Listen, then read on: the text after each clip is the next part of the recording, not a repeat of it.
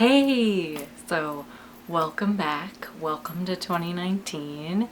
I hope you guys had a really great holiday and New Year. I know I haven't posted in a while, so this intro is going to be a little bit longer because I did just recently announce that I am a surrogate, or surrogate, however you want to say it. And I think that it would only be fitting to have the first 2019 video be about surrogacy and why I decided to embark on that journey, I guess. So I'm like super excited because I have a whole new setup here with my camera, and I have a new tripod. So I'm pretty excited. So hopefully everything looks a little bit better and cleaner. So I'm still sort of like figuring out how to be tech savvy, but we'll see. I did make an announcement on my Facebook and Instagram that I'm a surrogate, and I will leave my Instagram below so you can go follow. And I do post like regularly on that network. But let's just get into the video. I guess, like, how did I even become interested in surrogacy is kind of like a question that I get a lot. And well, for reference, I'm 26 weeks pregnant right now with another couple's child through IVF. I will sort of go into more detail about like that whole process, but just for today I just want to talk about why I decided to become a surrogate. So I think I found out about surrogacy when I was like fairly young, so probably like early to mid like teenager like times. I don't know. I think I saw like a show actually about it called, like, I think it was on TLC or something, and it was like Surrogate Wives or something like that, and it had something to do with like wives whose husbands were like away and like in the army or the navy or something like that, and then like the wives were kind of home with the kids and they would like get into surrogacy. Like that was kind of it, but it was like super Hollywoody and a little bit like I don't know, like jazzed up or whatever. So it was kind of like a weird taboo thing, and I feel like there definitely is a taboo with surrogacy. But when I remember hearing the word surrogate and like researching about what it was, I remember thinking, wow, like that's something that I really want to try and do, like if I ever get the chance to do it. And if you don't know me at all, I like have a huge obsession with like pregnancy and birth and like babies and all that stuff, and hence like why I have a YouTube channel, because I was like, well, I should, you know, share the crazy. But and I've had 2 home births, so I definitely sort of have kind of like a background interest in like pregnancy and birth. And there's also a movie called Baby Mama that I watched that's all about kind of surrogacy, and that's a little bit better of a rendition of it.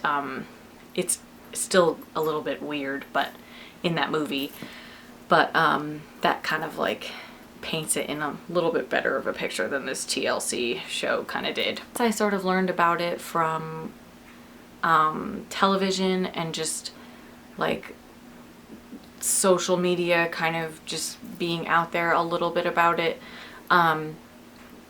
But I also knew that in order to be a surrogate, you have to have your own child.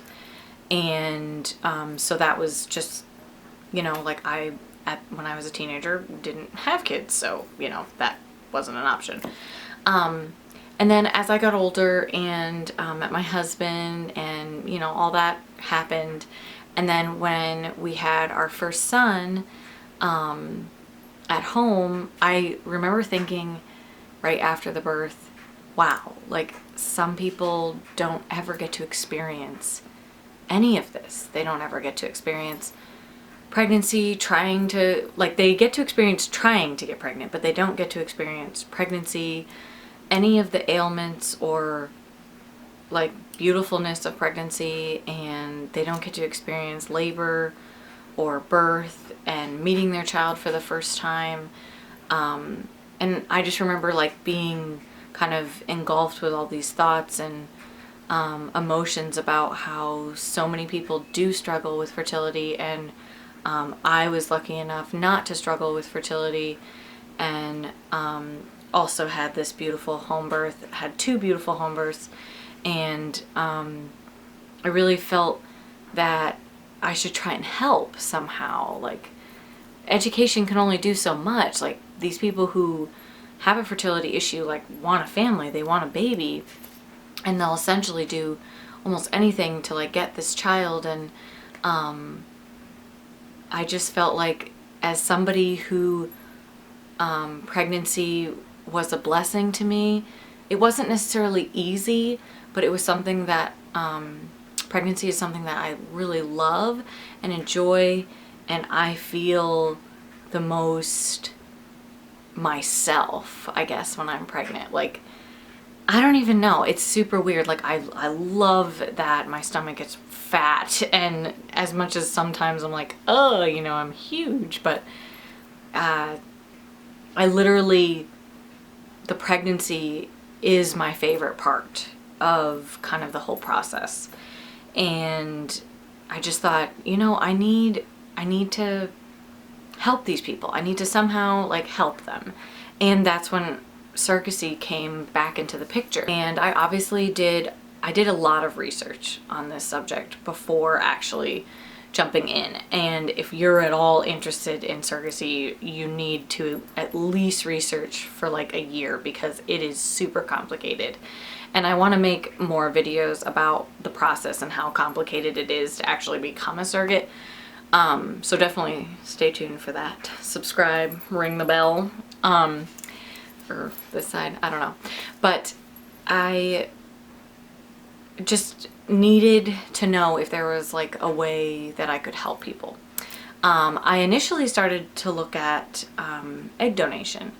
But I actually don't qualify for egg donation, because both of my grandmothers from my mother's side and my father's side have both had breast cancer, and so that literally eliminated me. And we've also had leukemia on our side, so that completely eliminated me from being an egg donor. And I was quite upset about that, because that would have been not easier, but it would have just been less of a process if I could have donated kind of that way. And so that sort of also kickstarted the surrogacy, because when I went to a clinic to donate, this was all online, I should say, they said, well, why don't you look into surrogacy? And so the next step for that is that you have to obviously speak to your husband or partner.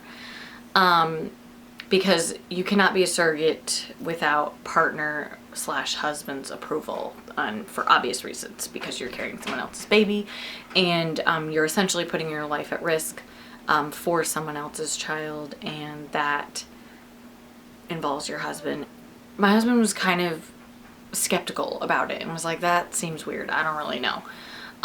But then he kind of did his own sort of research and came to the thought that, you know, actually this like might be something that I'm okay with, as long as, you know, everything's legal and, you know, we do it safely and find that perfect couple. And all in all, there was the green light, essentially from him. But I would not have done this process if he was like completely uncomfortable with it, because he is my huge support network. And definitely in surrogacy, you need to have a really good support network during the process, and especially after the process, because there's no baby. So my camera stopped working, whatever.